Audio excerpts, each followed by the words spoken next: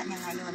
May dalawang 500 at saka may tagbi 20, 50, may 20, 50, 100. Saka ito, tapos meron kami panghulog sa alkansya na halagang 500 na tagbi 20. Ayan, may panghulog na po ako dito ulit sa alkansya namin. Ayan, ang laki-laki, diba? Araw-araw yan, huhulugan natin. Ito yung pang-apat natin na araw ngayon. Ayan, wag muna natin haluan siguro ng tagbi 20, papel. Ito sana, kaso pang budget pa to. Ihulog natin tong 500 na buo dito, guys. Para meron tayong buo. Yay! 500 yan. 500 yan. Ihulog natin dito para meron tayong buo na 500. Ay, kasya. Yan, guys.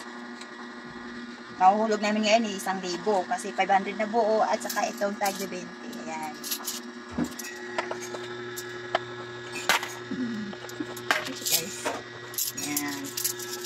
Thank you guys sa panonood. Bye-bye. See you next video.